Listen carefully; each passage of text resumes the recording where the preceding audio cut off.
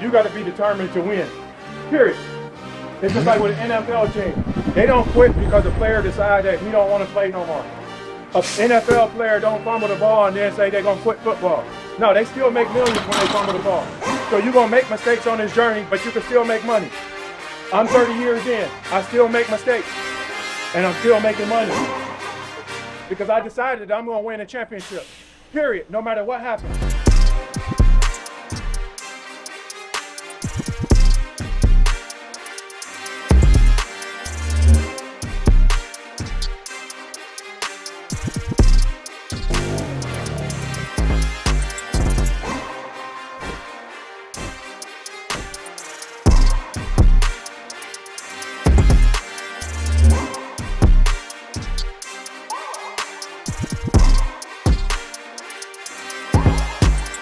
I try to check two boxes now in my life. I try to make money and do good by people. You know what I mean? I want other people to benefit from the things that I'm doing. So if I can do that, that's my mission in life.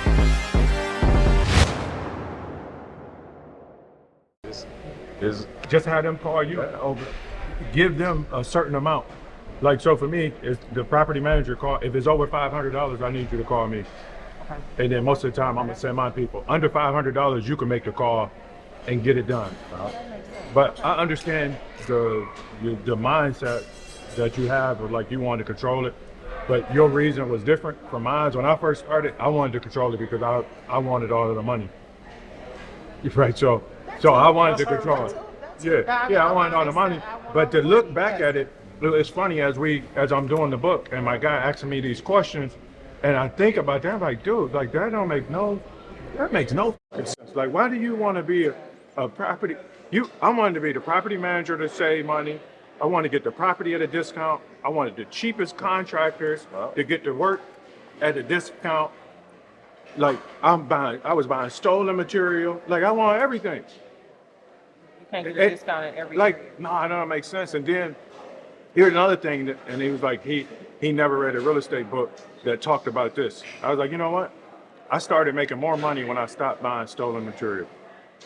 He's like, what? He started laughing. He's like, bro, I did the same thing when I did my office in New York. I bought hot material. I said, man, I stopped buying stolen material. I concur with that. I started making I'm not interested. I stopped dealing with unqualified contractors. You know, It's more efficient. yes. That's what it's all about. It's efficiency. We all agree and understand the most valuable asset is time.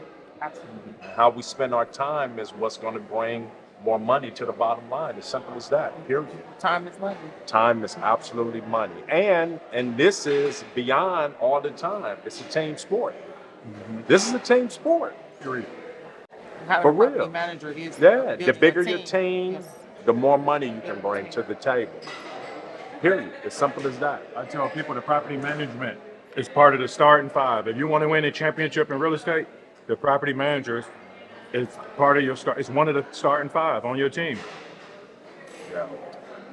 I'm done. Property management. I'm glad you woke up. Yes. I was like, yes, I can't do it anymore. Now, my property manager, I would say I have to be involved a little more than the average because she's hardcore. So, she don't f around. Now, if someone needs some flexibility as to paying their rent, See, so I have a different look at it. She's like straight. They got to go on the third day. For me, I give people seniority. How long have they been there? How long have they been paying rent on time? How many times have they been late? Those people, they get more seniority in my books, right? They get more flexibility in my book. But the second month, the third month, you just moved in, now you late? No, I agree. You let they got to go. The manager know up front, hey, this person stands right here. Yeah, she usually let me know before she delivered 3-day notice. Okay. Like I just bought a property at the auction. It just transferred. So the normal practice is we give a welcome letter to the tenants, but she also wanted to deliver 10-day notice. But if I'm looking at it from a tenant standpoint, if I'm in the house And I've been living in this house for 3 years, paying somebody else, and now all of a sudden I get a letter that says, oh, it's a new owner, right? And I haven't heard from the old owner. But then that's fine. I'm gonna read the letter. That's a welcome letter. But then right with that notice, I got a 10-day notice to move or to vacate the property. You know, you put me on the straight offensive. So I'm saying deliver the welcome letter first. Give them an opportunity to contact you and talk to you about how we move forward. Okay. If they don't do that in a timely manner, then deliver the letter. You know what I mean? The next step. And that's our normal practice.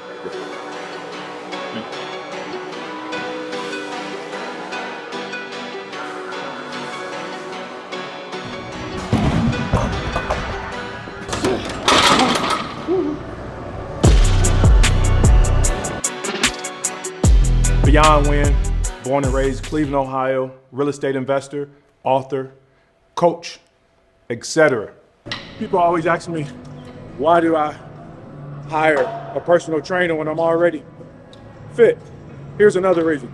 Some days I don't want to think about what exercises I'm going to do. So I pay somebody that this is what they do. So I ain't got to think about that. I can stay focused on the things that's going to bring me more income. More income. I can focus on income producing activities, and I hire a personal trainer that focus on training. So I could just be free. It's a ritual. Like things don't flow right if I'm not working out. It's like things are not in alignment if I'm not working out. Like that's my go-to. That's my therapy. You know. Yeah, and then you feel great. Like you work out, you feel great, look good, and so that's one of those things that I'll never give up. Loved ones that I lost, right? Like my mom, my uncle, my auntie, friends. They can't get back in the game and put up no points. They can't get back in the game and win a championship. So we gonna quit. Like we in the game, right? We have an opportunity every day to win a championship in our life, and we gonna quit. We got the baton, right? They passed the baton to us. We have a responsibility to lead our team to a championship.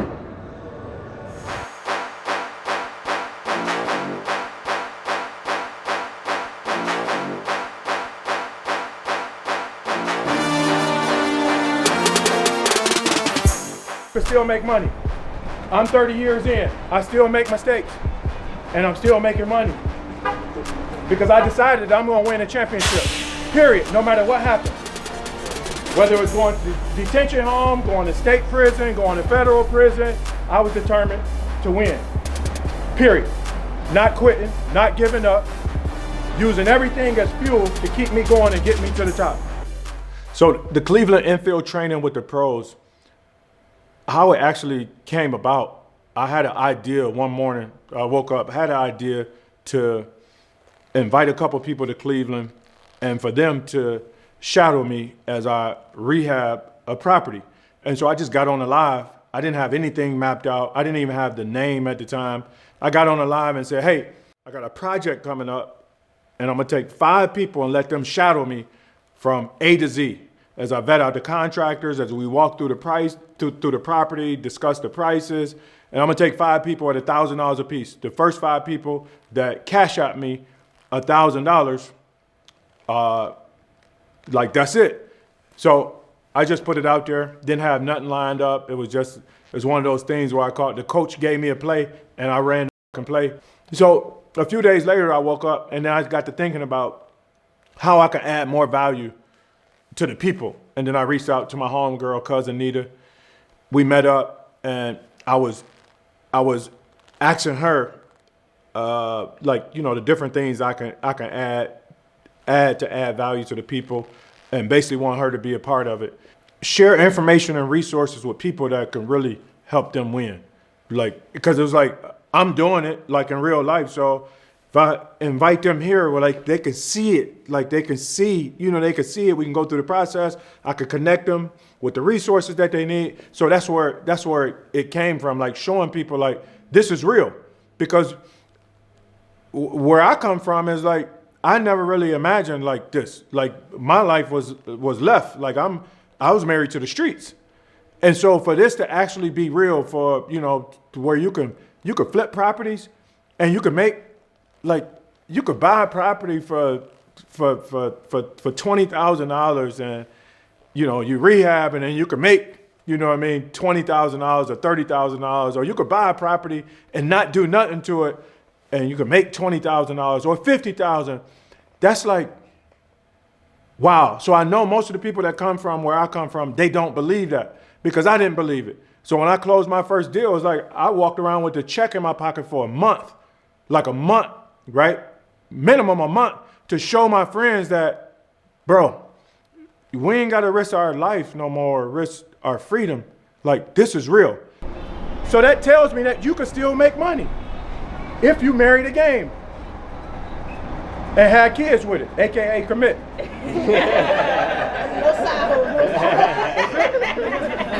it. We ready to rock and roll? Let's roll. Welcome to Cleveland.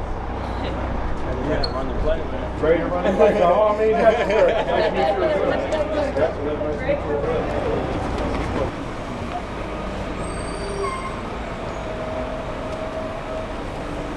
In places where the roof intersects. So if you turn around right there, you see how that front piece of roof intersects with that the vertical siding right there.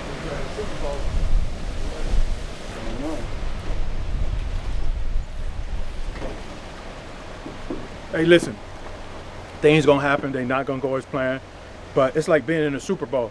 Like, you don't quit, you just adjust. I heard Kobe talk about that. So with the start of this day, you know, we had 2 buses. One bus was super late, and I explained to the people, listen, on this real estate journey, if you serious, you're gonna have to marry the game and have kids with it, right? That means be committed. And as problems arise, you gotta adjust. We get to the property, I forgot the keys at home, right? But we gotta adjust. We never backing out. Like, we're gonna adjust and have a great day. Watch me. How many people are afraid of wet basements? Come on, tell the truth. If you walk in, listen, I know somebody not telling the truth, because I got a lot of properties, a lot of deals, because people were afraid of the wet basement. They thought that the foundation was bad, when in actuality, the foundation wasn't bad. Like Nita said, most of the basements in Cleveland are damp. Most of the properties that I buy, they have wet basements. Here's a couple of reasons why a basement will be damp or wet in Cleveland. One, like Nita said, the driveway is pitched towards the basement instead of away from the basement. If the driveway is pitched towards the basement, towards the foundation, where the water going? We basically ran a no huddle, right? I run a lot of no huddles. No huddle basically mean, like, for the people that don't know, you just tapping in. I use these sports analogies as it pertains to my life, like run the play, running no huddles. Running no huddles basically mean it's not mapped out or planned out. It's just like right off the top of the dome, and knowing that it's gonna work out. And however it work out, I know that I can fix it, and I'm cool with however it work out. So that specific class, the last Cleveland infield training with the pros, that was the most people that I ever had at a class. It was 2 bus loads of people. So we had about 100 people.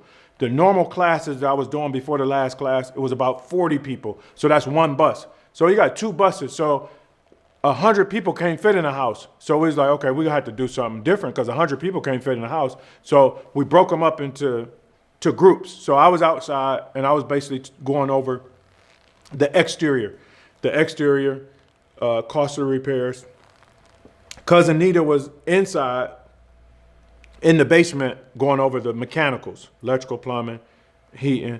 And then Shawan with Pruitt Investments, that's my general contractor, he was in the kitchen and going over like the kitchen, dining room, bathroom, going over those things. And then every 20 minutes, they rotated.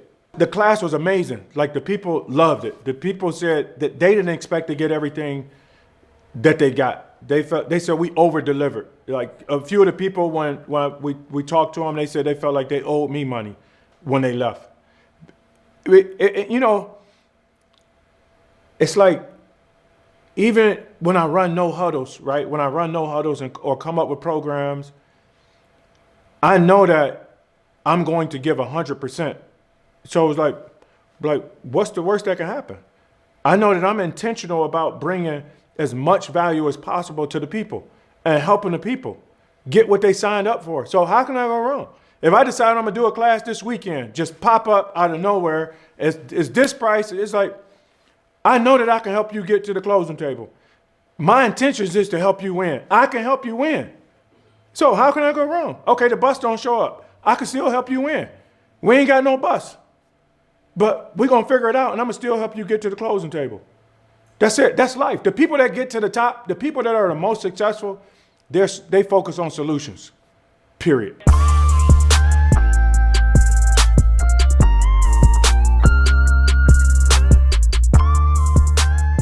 Bring your whole family, where you can tie into the same lake, the same water, for literally 10 cents on the dollar, same winter, 10, 20 cents on the dollar, live a better life with the same effort and energy that you putting out to hustle and work, whatever y'all do in terms of work.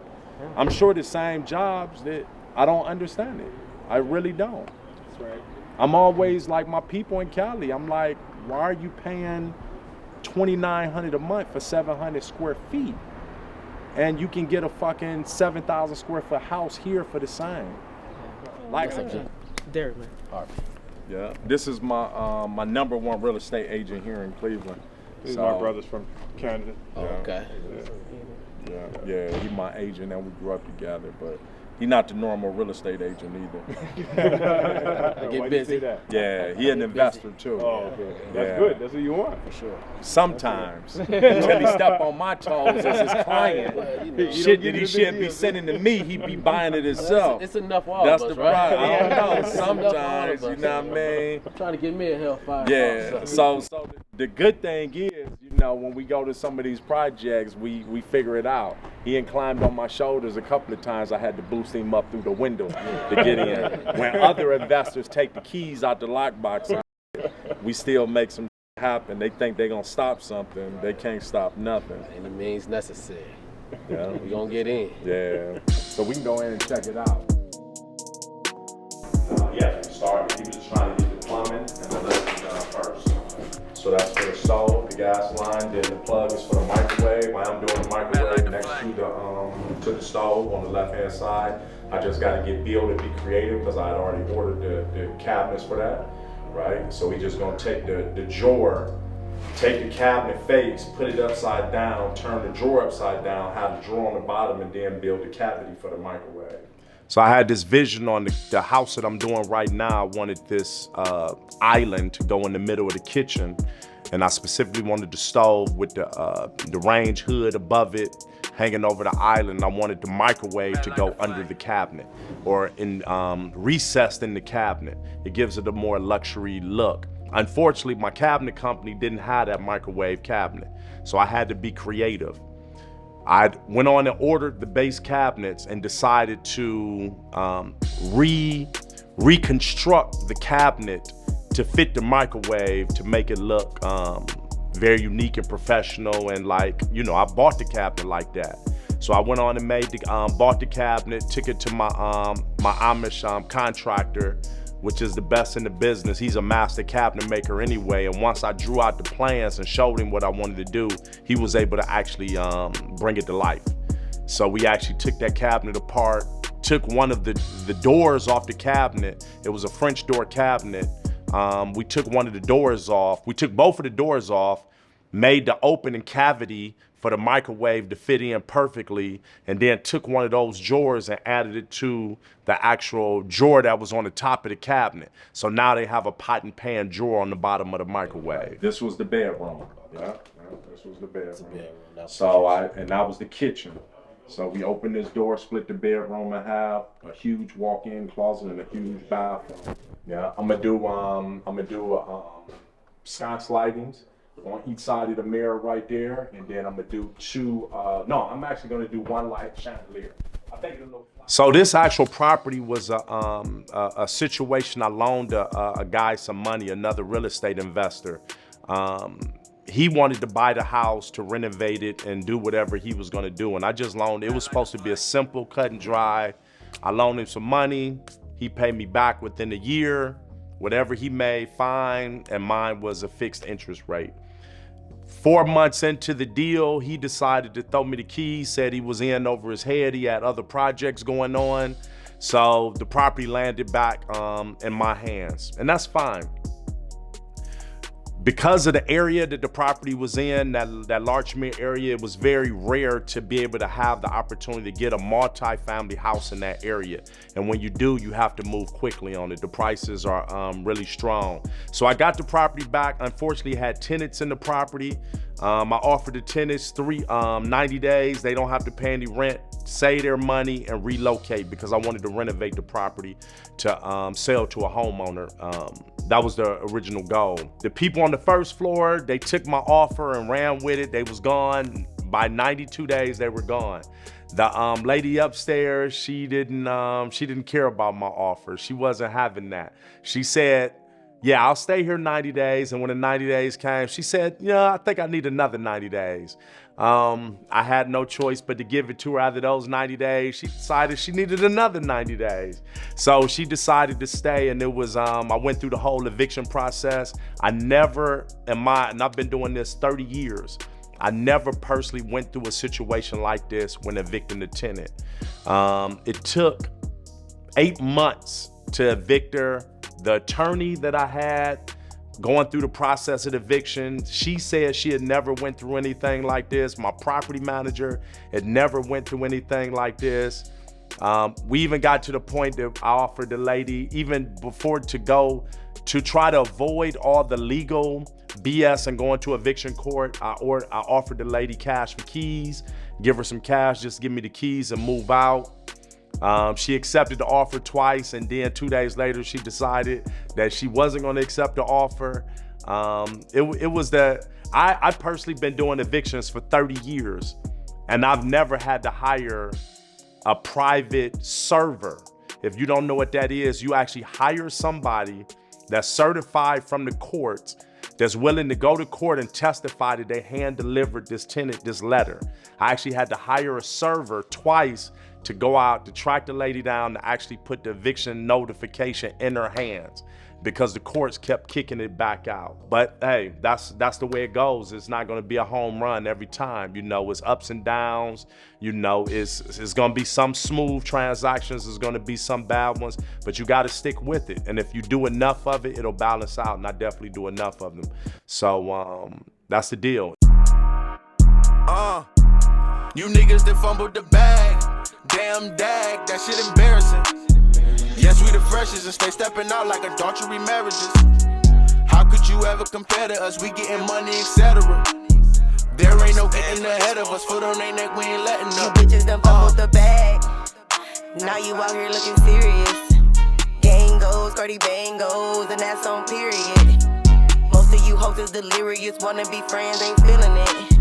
Small talk will get you dog walk, ain't money, ain't hearing it. I got the keys, pull up with ease. Yes, he be flexing if any discretion, bitch, we got receipts. From all the know. It's been about 2 to 3 years since I've actually done a renovated residential property. I've been focusing more on the commercial. So I bought the house for about 64 grand. I put about 120 plus in the renovations. I put it on the market at 274, and we got 3 offers in less than 24 hours, and I accepted an offer for 285. So another one down. It took about 7 months on this one, so it was a little slower than normal. But my guys haven't been in it like they used to in a while. So hopefully we back on track.